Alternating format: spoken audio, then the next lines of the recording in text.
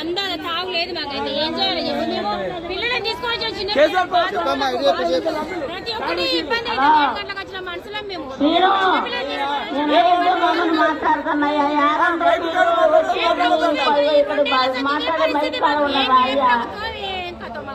Bus stand లో ఉన్నాయా bus stand కాడికి వచ్చిన చూస్తున్నాయా శ్రీను నల్లబండగూడెం ఏం చెప్పని మాట్లాడేది గన్నం శ్రీను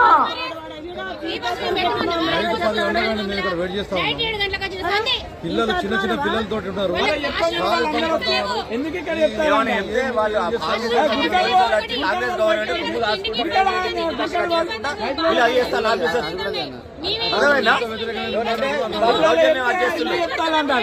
మీరు ఇలా చెప్పదు ఎందుకు చెప్తానంటారు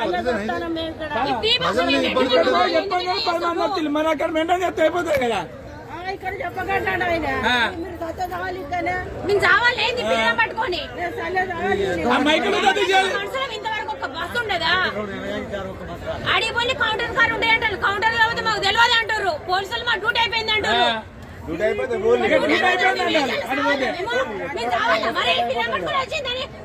మీరు చూసుకుంటారే కదా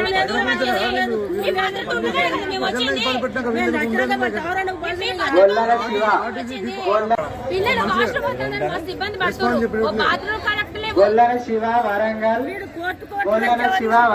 మీరు ఎక్కడ ఉన్నా కూడా తప్పిపోయిన నిత్య శిబిరము ఆర్టీసీ బస్ దగ్గర రాగలరు.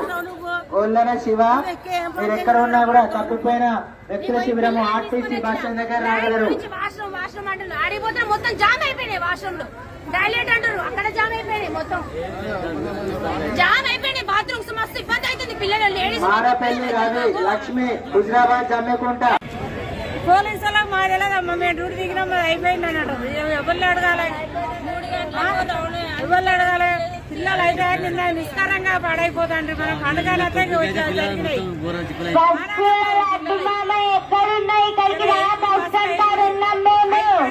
బస్సు రావాలి.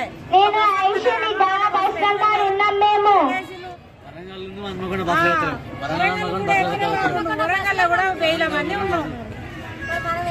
ఎట్లా పోవాలి ఎట్లుండాలి ఏంది నిద్ర లేక పిల్లలు మొత్తం ఘోరంగా ఇల్లు చల్లనైతే వణికినాం.